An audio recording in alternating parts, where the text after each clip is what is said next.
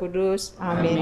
Bapa kami yang baik, terima kasih kalau pada malam hari ini kami boleh bersama-sama di sini untuk mendengarkan sebagian sabdamu yang akan dibawakan oleh Pastor Leo. Ya Bapa, berilah kami roh-Mu supaya kami bisa mengerti dan kami bisa mempraktekannya dalam kehidupan kami sehari-hari. Terima kasih ya Bapa, doa ini kami mohonkan demi Yesus Kristus, Tuhan dan pengantara kami. Amin. Dalam nama Bapa dan Putra dan Roh Kudus. Amin. Ibu dan Bapa, baik di rumah maupun yang dimanapun saudara berada, ya. Selamat malam. Kita akan melanjutkan Injil kita, Injil Yohanes. Tapi barangkali ada orang yang belum pernah membuka Injil, barangkali di rumah belum pernah mendengar.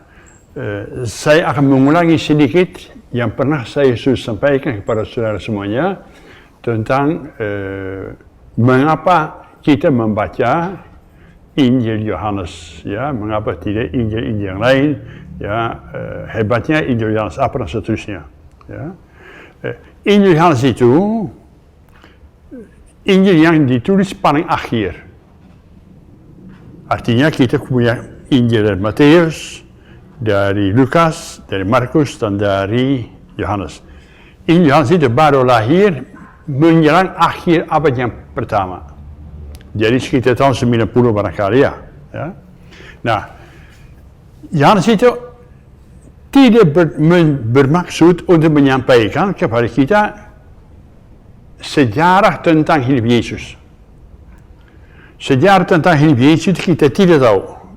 Ya, pernah ada orang yang coba menyusun dari keempat Injil bersama-sama sejarah Yesus ini nggak berhasil. Jadi Injil ini sebenarnya tak lain daripada suatu kesaksian siapakah Yesus di mata menurut saya. Ya. Jadi tidak menyampaikan kapan Yesus lahir, ya, jam berapa, berat badan berapa, Yesus tidak ada. Ya. Dia hanya sesudah Yesus meninggal dunia, dia merenungkan, ya, bertahun-tahun lamanya tentang pribadi kebesaran, ya, Yesus itu. Ya. Kemudian di akhir dia menulis. Jadi Injil Yohanes renungan pribadi dari seorang pengarang yang disebut Yohanes tentang siapa arti Yesus sebagai hidup saya. Ya, jadi jangan suka tanya nanti ya, kalau ada suatu cerita, apakah betul-betul Yesus mendorong seorang yang lumpuh didorong masuk? Bukan soal itu. Ya. Jangan pernah bertanya kalau membaca kitab suci tentang apakah ini betul-betul terjadi atau tidak. Nggak tahu. Saya waktu itu belum lahir. Tanya pada saya, Pastor, mengapa sang pengarang menulis kayak ginian? Maksudnya apa? Apa yang mau dia sampaikan kepada kita? Kesaksian iman. Ya, jadi bukan buku historis. Ya. Kemudian, saudara bisa tanya, mengapa disebut Injil Yohanes? Siapakah Yohanes? Tidak terlalu jelas siapakah Yohanes. Ya, kalau kita membaca dalam kitab suci, kita berjumpa dengan, ya, macam Yohanes. Ada Yohanes itu Rasul Yohanes. Ya, adik dari Yakobus, anak-anak dari Zebedeus. Maybe, perhaps, barangkali dialah pengarang. Mari kita anggap demikian saja. Di dalam Injil juga muncul murid yang dikasih oleh Yesus. Barangkali itu Yohanes, barangkali.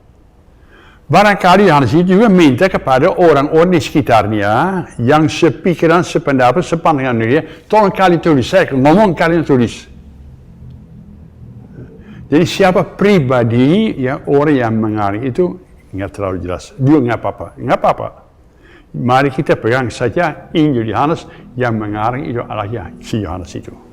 Ya. Nah, Yohanes itu mendapat kurang lebih 60 tahun, 50-60 tahun untuk merenungkan. Dia ada di sekitar Efesus, di Asia depan. Di situ ada umat Kristiani. Orang-orang yang percaya bahwa Yesus adalah Juru Selamat, Yesus adalah Mesias. Mereka itu seringkali diserang oleh orang-orang Yahudi. Malah mereka diusir dari sinagoga oleh orang-orang Yahudi. Sehingga mereka menjadi kompak bersatu sama lain, menjadi suatu komunitas. Mereka punya pertanyaan. Apakah Yesus betul-betul Mesias atau tidak? Kata orang Yahudi, tidak. Mesias masa akan datang, bukan Yesus. Ya. Apa Yesus itu namanya anak Allah itu tidak? Tidak, ya. Anak Allah itu lain lagi. Jadi macam-macam pertanyaan-pertanyaan muncul. Kemudian di dalam Injil, Yohanes itu mencoba menjawab pertanyaan-pertanyaan yang ada di antara perselisihan antara orang Yahudi Ortodoks dengan orang-orang Yahudi Kristiani. Ya, jadi banyak perang mulut sebenarnya di dalam Injil Yohanes ya. Kita akan mulai supaya jelas itu sedikit dengan introduksi Yohanes itu prolog. Sebenarnya prolog itu barangkali bukan prolog, melainkan epilog. Artinya rangkuman. Jadi dalam prolog ini yang akan kita baca dulu ya, sebenarnya inti dari Injil Yohanes terungkap.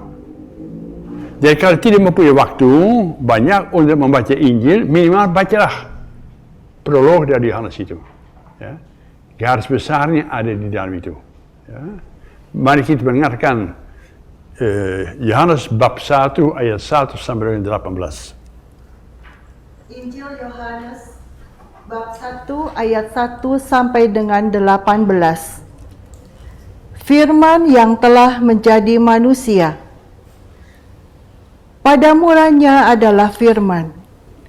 Firman itu bersama-sama dengan Allah dan firman itu adalah Allah. Ia pada mulanya bersama-sama dengan Allah. Segala sesuatu dijadikan oleh Dia dan tanpa Dia tidak ada suatu pun yang telah jadi dari segala yang telah dijadikan. Dalam Dia ada hidup dan hidup itu adalah terang manusia. Terang itu bercahaya di dalam kegelapan dan kegelapan itu tidak menguasainya. Datanglah seorang yang diutus Allah, namanya Yohanes. Ia datang sebagai saksi untuk memberi kesaksian tentang terang itu, supaya oleh dia semua orang menjadi percaya. Ia bukan terang itu, tetapi ia harus memberi kesaksian tentang terang itu. Terang yang sesungguhnya, yang menerangi setiap orang, sedang datang ke dalam dunia. Ia telah ada di dalam dunia, dan dunia dijadikan olehnya, tetapi dunia tidak mengenalnya. Ia datang kepada milik kepunyaannya, tetapi orang-orang kepunyaannya itu tidak menerimanya. Tetapi semua orang yang menerimanya diberinya kuasa supaya menjadi anak-anak Allah, yaitu mereka yang percaya dalam namanya. Orang-orang yang diperanakan bukan dari darah atau dari daging, bukan pula secara jasmani oleh keinginan seorang laki-laki, melainkan dari Allah. Firman itu telah menjadi manusia dan diam di antara kita, dan kita telah melihat kemuliaannya, yaitu kemuliaan yang diberikan kepadanya sebagai anak tunggal Bapa, penuh kasih karunia dan kebenaran. Yohanes memberi kesaksian tentang dia dan berseru katanya, "Inilah dia yang kumaksudkan ketika aku berkata, kemudian daripadaku akan datang dia yang telah mendahului aku, sebab dia telah ada sebelum aku." Karena dari kepenuhannya, kita semua telah menerima kasih karunia demi kasih karunia. Sebab hukum Taurat diberikan oleh Musa, tetapi kasih karunia dan kebenaran datang oleh Yesus Kristus. Tidak seorang pun yang pernah melihat Allah, tetapi Anak Tunggal Allah yang ada di pangkuan Bapa, dialah yang menyatakannya. Demikian Injil Tuhan. Ya, makasih. Kalau kita membaca awal dari Injil Yohanes itu, mestinya serentaknya kita membaca permulaan dari buku Kejadian. Pada awal mulanya Allah sabda. Pada awal mulanya Allah menciptakan langit dan bumi. Ya.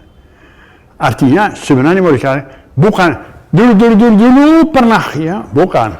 Pada dasarnya Allah lah yang menciptakan, yang menjadi dasar, yang menjadi penyebabnya kehendak ada langit dan bumi. Nah, kemudian kita tahu bahwa dalam buku Kejadian, karya Allah itu gagal. Ya, Allah itu menciptakan manusia, Adam dan Hawa, amat baik adanya, serupa gambaran mirip sama Allah itu. Jadi mestinya Allah itu merencanakan supaya manusia itu mirip sama Allah. Ya, saya sering kali bertanya kepada saudara, Pastor Leo itu mirip sama siapa? Ya, macam-macam, orang ngomong pada Pangeran Charles, ngomong, atau pada entah siapa bintang film Susia. Sangkanya saya bangga. Saya tidak bangga, saudara. Tidak. Saya hanya mengharapkan supaya saudara menjawab dia dengan baik-baik dalam perbuatan saya. Ya, Pastor Leo mirip serupa gambaran dengan Allah. Mestinya begitu. Itu rencana Allah sejak semula. Supaya manusia itu mirip sama Allah itu. Tapi ternyata manusia seringkali mirip sama setan. Ya, terjadi belum selesai buku Kejadian sudah ada pembunuhan. Kain membunuh Habil. Kemudian kalau kita membaca dalam Perjanjian Lama, ada up dan down-nya, naik dan turun, bagaimana orang itu berusaha untuk mentaati Allah, menjawab Allah, dan sekaligus bagaimana mereka lari kepada dewa-dewa yang palsu. Jadi hidup manusia sebenarnya Allah syarat dengan mengecewakan Allah. Dan Allah pada gilirannya, hebat itu, luar biasa, Allah itu tidak bisa menghancurkan manusia. Tidak bisa. Ya. Pada Nabi Nuh barangkali kita mengatakan sudah banyak orang yang mati-mati, tapi tetap menyelamatkan manusia. Ya. Begitu besar cinta Allah kepada kita manusia, sehingga dia selalu mencari jalan untuk menyelamatkan kita. Kalau orang lari kepada dewa-dewa, mereka dihukum oleh Allah. Musuh akan datang menghancurkan mereka. Tapi kemudian Allah hidup menyesal. Membebaskan mereka kembali, menghidupkan mereka kembali, dan mereka menjadi bangsa yang dipilih oleh Tuhan. Itulah sejarah yang kiranya yang dialami oleh manusia dalam relasi dengan Allah dengan manusia. Nah, akhirnya Allah itu mikir, bagaimana kiranya saya bisa tetap menyatakan cinta saya kepada manusia. Itu buku kitab suci antara buku love story. Buku cinta Allah kepada kita manusia. Ya, bagaimana Allah itu berkali-kali terus-menerus itu mengatakan, saya mencintai kamu, saya mengampuni kamu, saya beri kesempatan baru kepada kamu, dan seterusnya. Ya. Dan Allah itu mikir. Bangsa Israel ada di masa pembuangan, bangsa Israel menangis-nangis, bangsa pengen mana janji dari Allah dan seterusnya. Ya. Ada nabi-nabi yang datang kepada dia, ngomong akan datang seorang Mesias dan seterusnya. Akhirnya sekitar 2020 tahun yang lalu, ya, lahirlah seorang manusia di dunia ini. Nah, tentang manusia itu, Yohanes itu memberi kesaksian. Itulah manusia seperti Allah rencanakan, seperti Allah kehendaki. Jadi Yesus Allah Adam yang baru. Di sini mulai karya ciptaan Allah itu yang baru. Dan Allah itu menciptakan apa? Amat baik adanya. Dan Yesus itu mesti jawab. Yesus harus menjawab. Apakah saya mengizinkan Allah itu menjadi Bapa, menjadi yang mengatur hidup saya? Nah, Yesus mengatakan, jadi pada saya yang Tuhan kehendaki. Nah, hari ini merupakan Yohanes itu dalam Injilnya mau menulis kembali sejarah, ya, rencana Allah di manusia, maka ditiru dari kata-kata pengantar, kata-kata permulaan. Ya. Pada mulanya Allah firman. Nah, tolong ini perkara yang lain lagi. Ada banyak orang diskusi tentang Allah Tritunggal yang Maha Esa. Ada Bapa, ada Putra, ada Roh Kudus, 3 pribadi yang seterusnya. Ya. Allah itu kita satu. Kalau sekarang saya berbicara, jangan menempatkan kata-kata saya di luar saya. Itu bagian dari hakiki, dari pribadi saya. Kata-kata saya bisa menyentuh di hatimu. Dan kau menjadi murid dari Pasoleo, dan kau berbuat seperti yang disabdakan oleh Pasoleo. Sabda saya, ucapan saya, diungkapkan, dinyatakan oleh umat saya. Mengapa kalian berbuat demikian? Karena dikatakan oleh Pasoleo. Dan Pasoleo bagaimana? Bagi saya adalah panutan. Ngerti tidak? Ya. Jadi kita, ya, melaksanakan apa yang disabdakan, apa yang dikehendaki, apa yang disampaikan oleh Bapa kepada kita. Yesus menjelmakan, Yesus itu menyatakan, mengungkapkan inkarnasi, istilahnya yang canggih, ya, sabda Tuhan. Jadi bukan pribadi yang lepas dari Allah. Nah, sabda itu akhirnya menjadi manusia. Dalam perjanjian lama, Allah itu berkali-kali berbicara kepada nabi-nabi. Ya. Demikianlah firman Tuhan gini-gini. Kali ini Yesus sendiri. Ya. Yesus, sabda Allah menjelma menjadi manusia, menjadi daging. Tinggal di antara kita. Ya. Maka, ya, nanti kita akan lihat itu pada suatu ketika si Yohanes itu berkesaksian. Siapa yang melihat Yesus, dia melihat sabda Yesus, sabda Allah. Dia melihat Allah sendiri. Ya. Bukan maya bahwa Yesus itu Allah. Salah pertanyaan, salah catatan. Yesus ungkapan dari cinta Allah, dari kepedulian Allah, dari sabda Allah kepada manusia, dari I love you. Lihat pada Yesus itu. Namanya Allah itu love, ya, kita melalui perbuatan-perbuatan Yesus. Ya. Maka ini rumusannya bagus, ya. Pada mulanya Allah firman. Firman itu Allah bersama, firman itu Allah sendiri. Ya. Allah itu bersabda. Dan Allah itu bersabda apa? Allah itu bersabda, hai manusia, saya mencintai kamu. Tapi oleh manusia seringkali ditolak. Ya. Allah itu namanya hebat dari Allah. Allah itu tidak pernah memaksakan manusia. Manusia adalah satu-satunya makhluk yang kiranya bisa mengatakan I love you too, atau saya menolak. Manusia satu-satunya makhluk yang mempunyai kehendak bebas. Dan Allah itu pengen supaya kita keluar dari hati kita mau mencintai dia. Nah, gara-gara gagal berkali-kali, maka akhirnya Yesus itu mengatakan, saya mau melaksanakan kehendak Allah.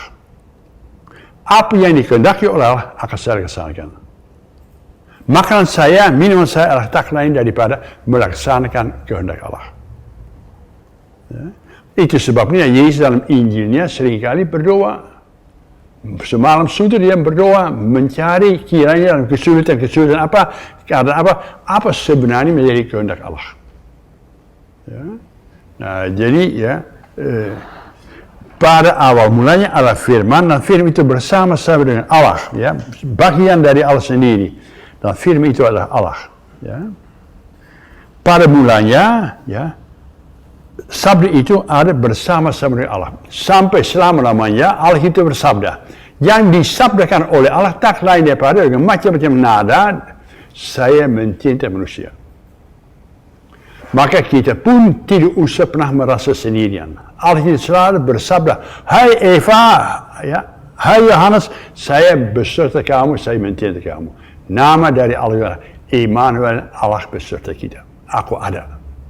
Ungkapan cinta pada Allah.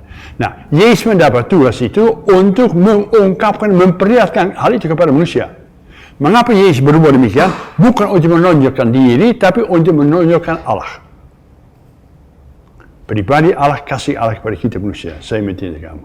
Sialnya, Yohanes itu sudah lihat Yesus itu akhirnya disalibkan. Sabda Allah ditolak oleh dunia. Kasih Allah ditolak oleh dunia untuk kedua kalinya.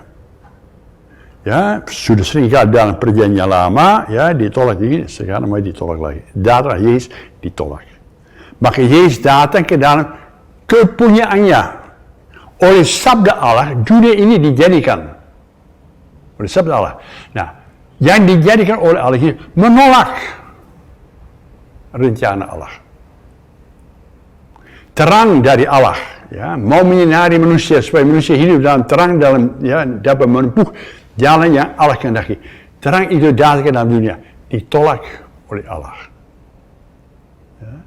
Jadi dalam Injil Yohanes itu kita akan melihat yang pertama-tama adalah kebaikan Allah.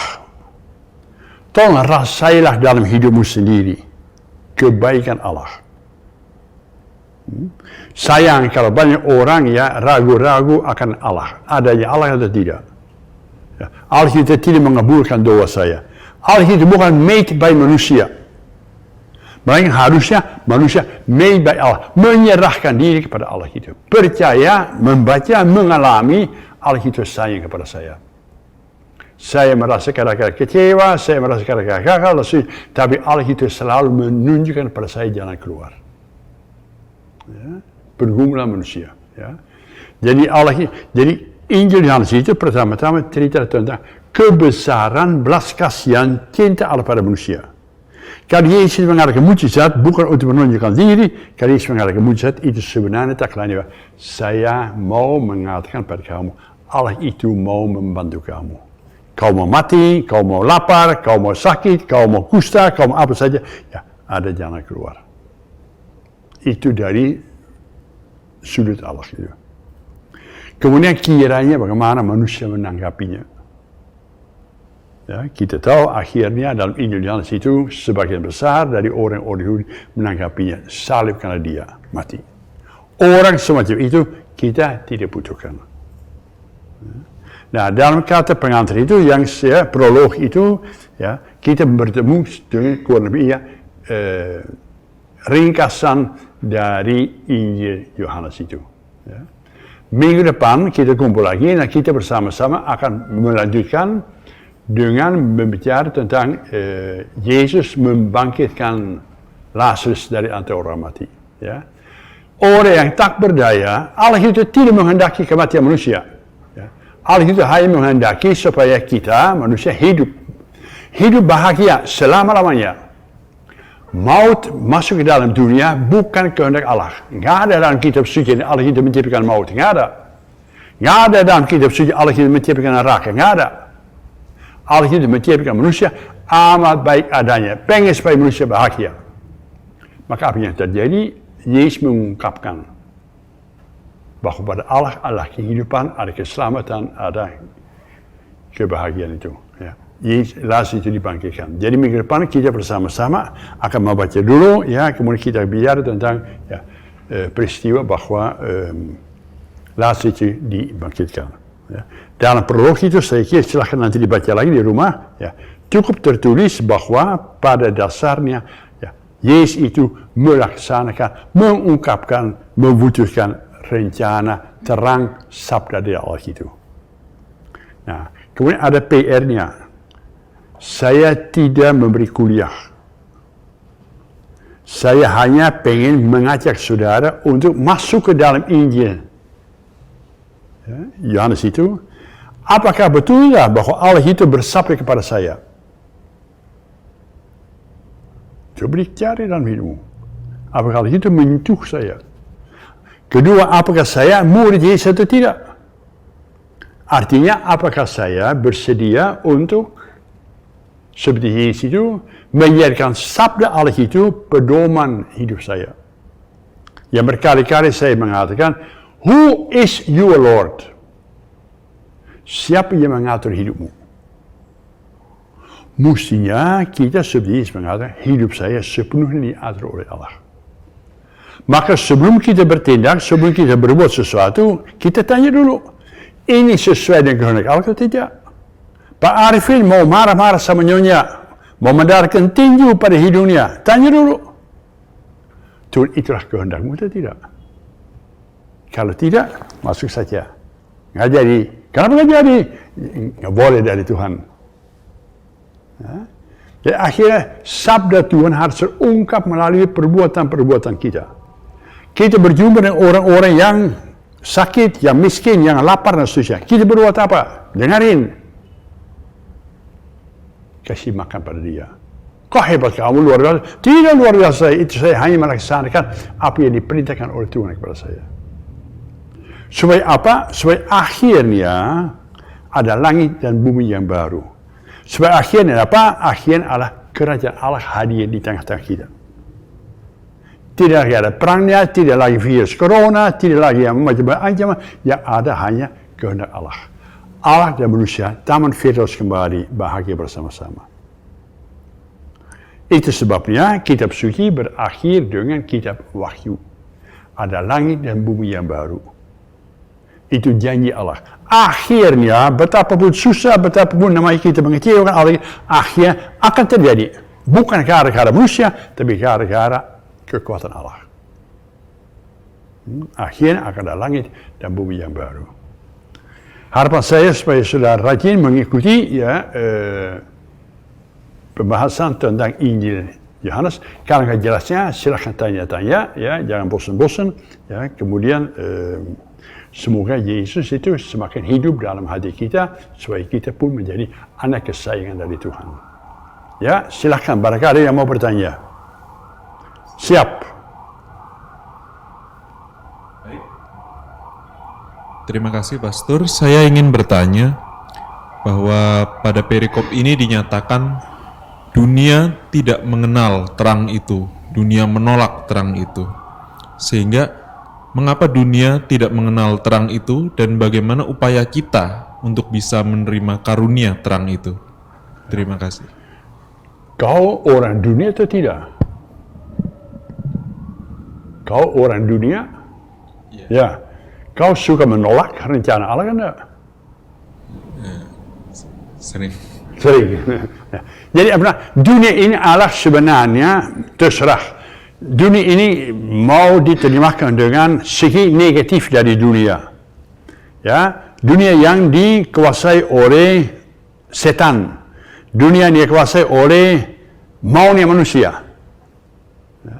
Maunya manusia ternyata Allah itu mengatakan pada kamu, ya, misalnya mengatakan pada kamu, ya, tolong ampunilah saudaramu, boro-boro ampunilah saudaramu, kurang ajar, mukul.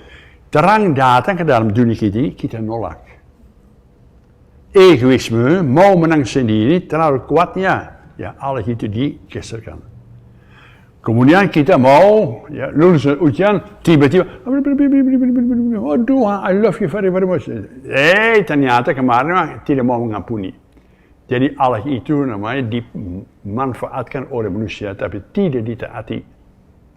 Mestinya kita mengatakan, jadi pada saya yang Tuhan kehendaki. Tapi dunia, ya manusia kita seringkali mengatakan, ya tidak bersedia melaksanakan kehendak Tuhan. Mungkin tidak sengaja, tetapi ya nyatanya demikian. Lewat sengsara orang-orang lain, ya, balas dendam, mencuri, korupsi, ya, macam-macam sengsara. Gara-gara kita tidak setia kepada kehendak Allah. Jadi ada perang antara surga Allah dan dunia setan. Dunia tidak menerima kehendak Allah. Ngomongnya menerima, tapi nyatanya tidak. Gara-gara apa? Gara-gara ada bisikan dari yang jahat untuk menolak Allah.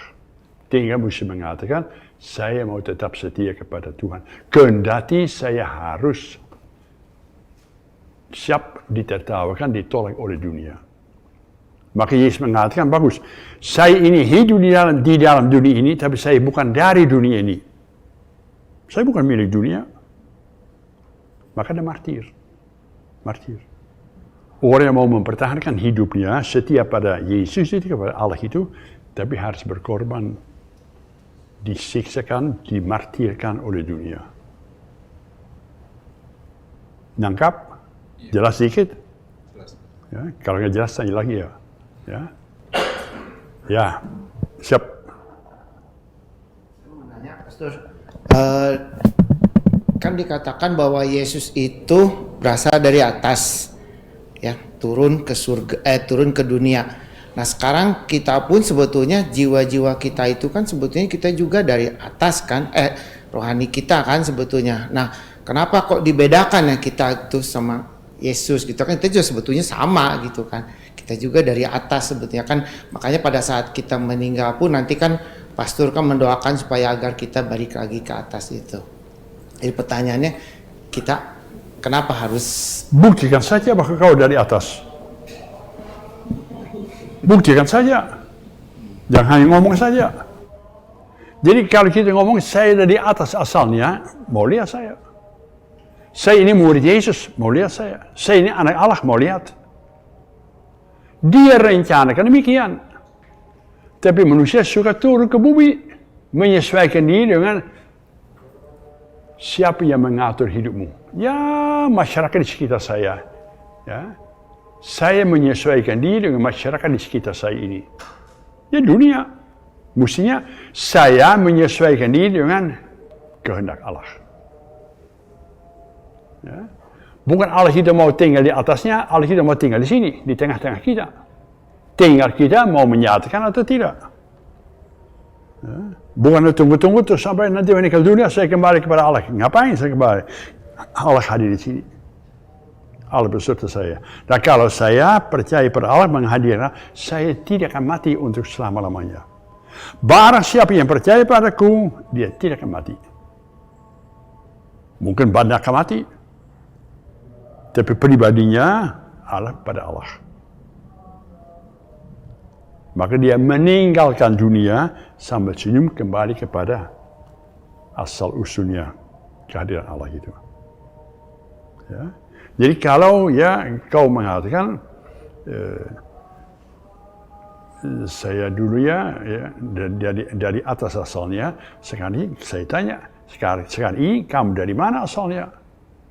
Ya. Saya turun ke dunia, ya jangan turun ke dunia. Saya tetap namanya menghadirkan Allah di tengah-tengah dunia yang seringkali digambarkan kurang bagus. Ya. Pada saat kau dibaptis, tertulis, saya menjadi warga surgawi. Mana? Tertulis sama kamu namanya warga duniawi, bukan warga surgawi. Janji Allah kepada saat kau dibaptis. Jadi tergantung dari kita. Ya sejauh manakah ada ya langit, surga dan bumi di sini mesti satu. Semula Allah itu menempatkan manusia di Taman Firdaus, berjalan bersama-sama dengan Allah. Itu rencana Allah, itu harapan Allah. Mari kita kembali bersama dengan Yesus melaksanakan. Betul? Oke? Bengong?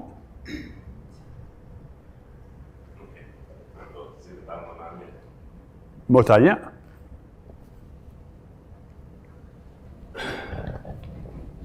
Begini Pastor, kan banyak cara untuk Allah itu berkomunikasi dengan kita.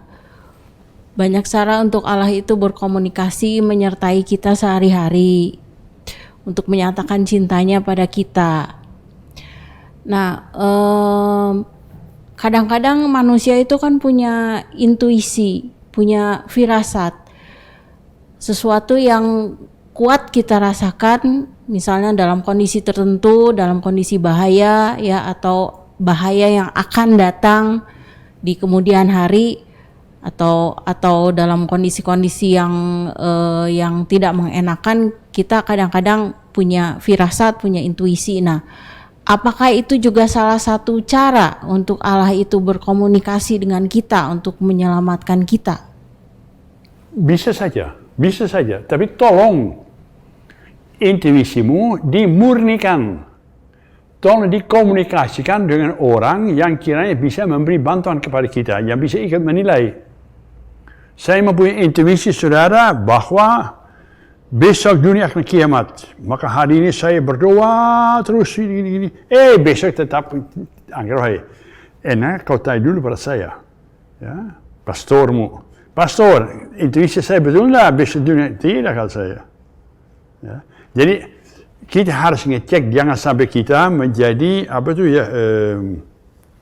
orang-orang yang suka berintuisi, padahal belum tentu benar itu.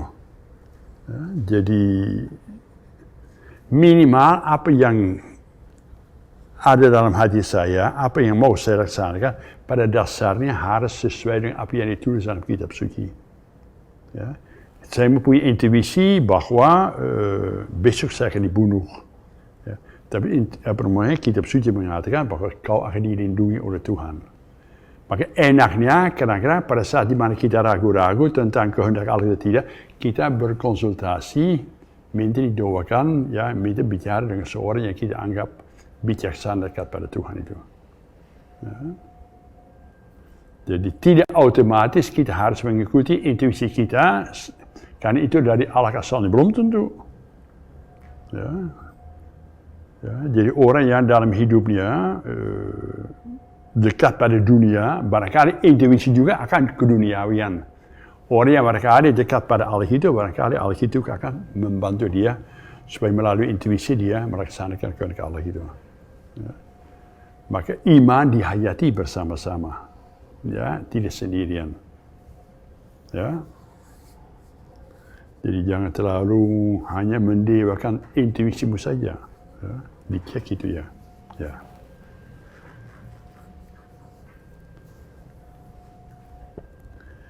Oke, sekarang jadi tolong minggu depan ya, barangkali kesempatan dalam minggu ini selain merenungkan kembali prolog dari Yohanes itu, minggu depan kita akan berbicara tentang Injil Yohanes bab 11. Yang sebelumnya sudah pernah kita bicarakan, ya, kita lanjutkan pada bab 11 itu, ya. Ya.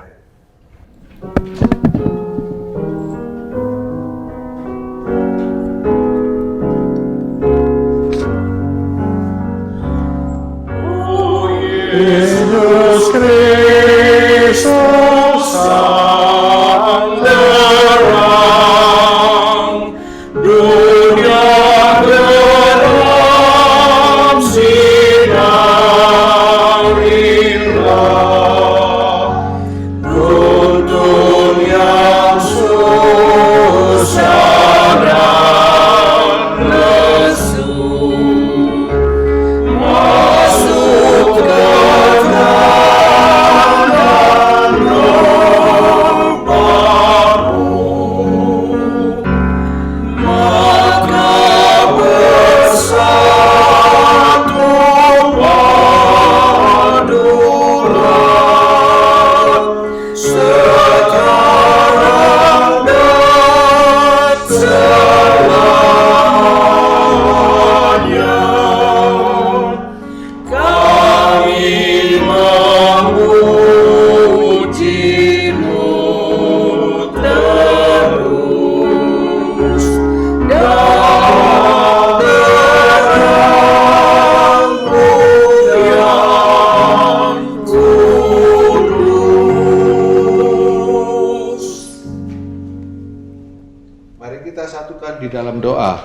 Dalam nama Bapa dan Putra dan Roh Kudus. Amin.